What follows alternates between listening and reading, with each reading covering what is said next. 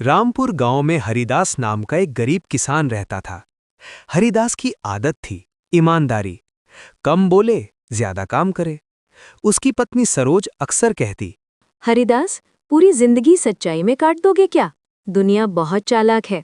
हरिदास मुस्कुरा देता, हरिदास, सुकून चालाकी में नहीं सच्चाई में है। हरिदास के खेत के पास एक पुराना पेड़ था। उस पर रहता था एक हरा तोता, जो सिर्फ बोलता नहीं था, सच बोलता था। तोता अक्सर कहता, लालच बुरा होता है। ऊपर आसमान में उड़ती थी एक चील, तेज नजर, मानो हर इंसान की नीयत पढ़ लेती हो। एक दिन हल चलाते चलाते हरिदास की फावड़ा किसी चीज से टकराया। मिट्टी हटाई तो निकला सोने के सिक्कों से भरा घड़ा। सरोज की आंखें चमक उठीं। अब हमारी गरीबी खत्म। गांव में खबर फैल गई। लोग बोले, मत बताना किसी को, सब अपने पास रखो। तोता बोला, जो सच छुपाता है वो खुद से हार जाता है। सरोज चिल्लाई, इस तोते को भगाओ। रात भर हरिदास सो नहीं पाया।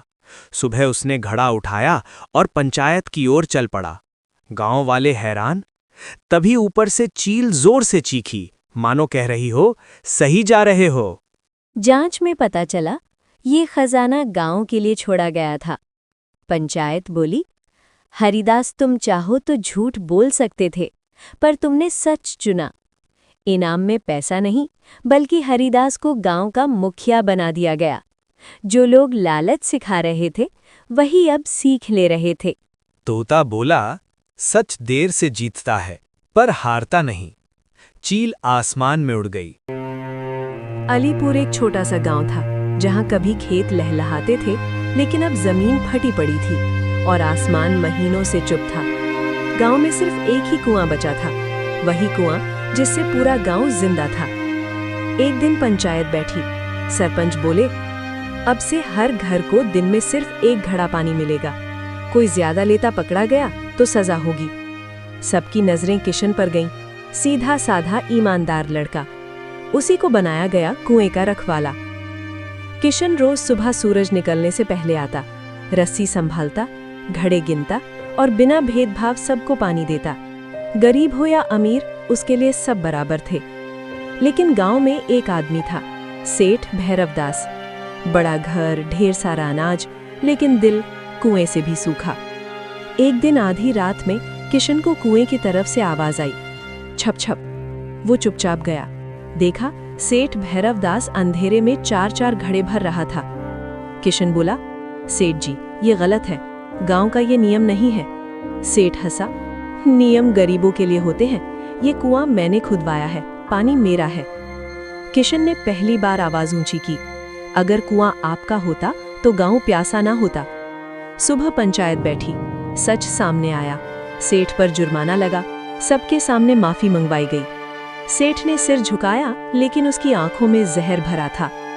गांव वालों को लगा कहानी यहीं खत्म, लेकिन असली कहानी अब शुरू हुई थी। कुछ दिन बाद किशन को तेज बुखार चढ़ा, शरीर सूखने लगा। डॉक्टर बोला, पानी नहीं मिला तो रात नहीं कटेगी। लेकिन गांव के पास अब एक बूंद भी फालतू नहीं थी। हर घर रो रहा था कि अगर हम देंगे तो हमारे बच्चे मरेंगे। उस रात किशन को लगा अब सब खत्म। सुबह किशन की माँ चिल्लाई, अरे ये घड़ा कहाँ से आया? घर के बाहर पूरा भरा घड़ा रखा था। किशन ने पानी पिया और उसकी सांस लौट आई। सब बोले, सेठ ने सुधर कर मदद की है। लेकिन सेठ उस दिन किसी को दिखाई नहीं दिया। शाम को सेठ का नौकर दौड़ता हुआ आया, सेठ जी कुएं के पास गिर पड़े हैं। गांव वाले दौड़े। सेठ बेहोश पड़ा था और कुआं सूख चुका था, एक बूंद भी नहीं। किशन लड़खड़ाते कदमों से कुएं तक पहुंचा।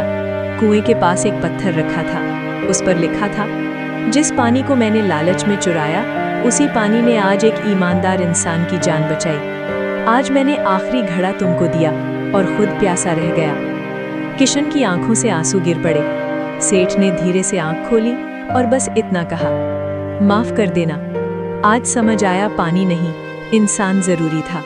और उसकी सांस थम गई।